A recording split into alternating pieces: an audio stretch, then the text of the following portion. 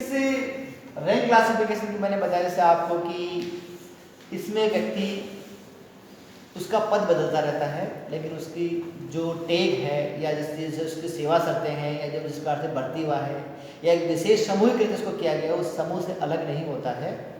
यहाँ थोड़ा अलग है इससे कि यहाँ प्रत्येक जो पद है उसके लिए अलग प्रकार से व्यवस्था होती है।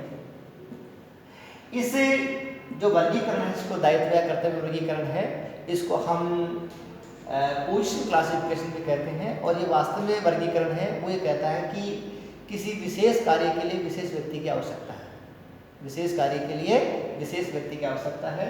जैसे अगर निदेशक के पद पर हमें कोई व्यक्ति चाहिए होता है तो हम निदेशक के लिए उसकी योग्यता, वेतन आदि निर्धारण करते हैं। हम उसकी वेतन, योग्यता और कार्य निर्धारण करते हैं कि साहब निदेशक की ये कार्य है, ये वेतन रहेगा, ये योग्यता है।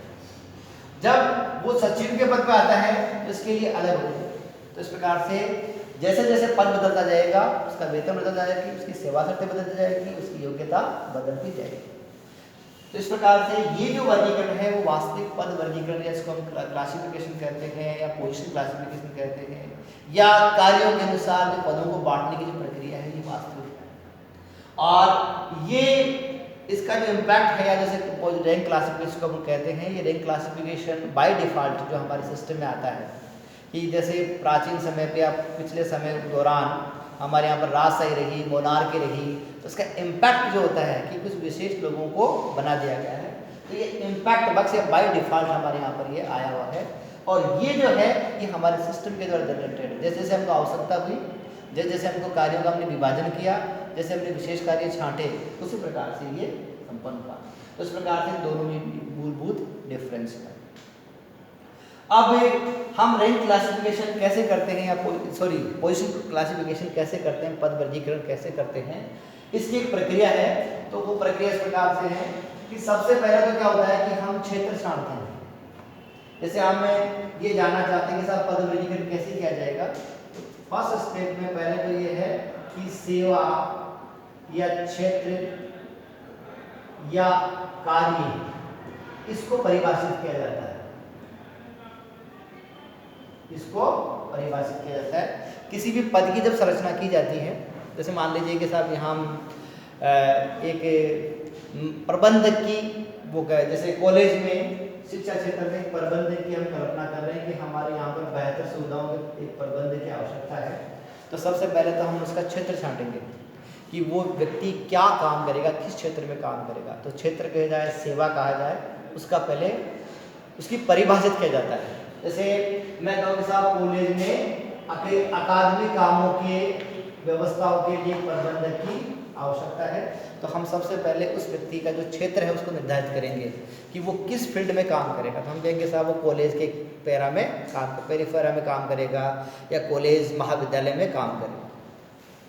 फिर उसके बाद में इस कार्य के लिए इसकी योग्यता का निर्धारण किया जाता है कि साहब ये जो व्यक्ति काम करेगा, वो जो काम करेगा उसके लिए क्या योग्यता होनी चाहिए। जैसे मान लीजिए वो प्रबंध में स्नातक होना चाहिए, स्नातकोत्तर होना चाहिए, या उसके पास में विशेष प्रबंध का अनुभव होना चाहिए है।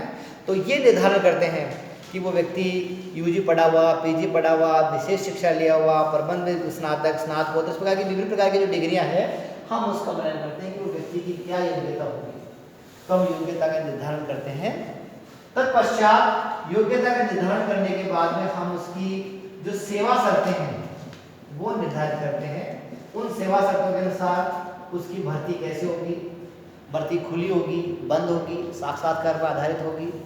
उसके बाद में उसका वेतन कि वो किस श्रेणी का व्यक्ति है। वो जैसे हम ये कहेंगे सर वो फर्स्ट क्लास ग्रुप ए का व्यक्ति है, ग्रुप बी का, ग्रुप सी, ग्रुप डी, या हमारे यहाँ पर जैसे grade first, grade second, grade third, grade fourth, या वो अखिल भारतीय सेवाओं की लायक है या राज्य सेवाओं के लायक है या विशेषज्ञ सेवाओं के हैं। तो उस प्रकार से अलग अलग उसकी जो सेवा है तो उसके प्रकार से वेतन, उसकी भर्ती, वेतन और उसका प्रशिक्षण और अन्य सेवा शर्तें उसको निर्धारित किया जाता है। उसके बाद में ये निर्धारण करने के बाद में इसका अनुमोदन करवाया जाता है। अनुमोदन में दो प्रकार के हैं। एक तो है कि प्रशासनिक स्वीकृति दी जाती है।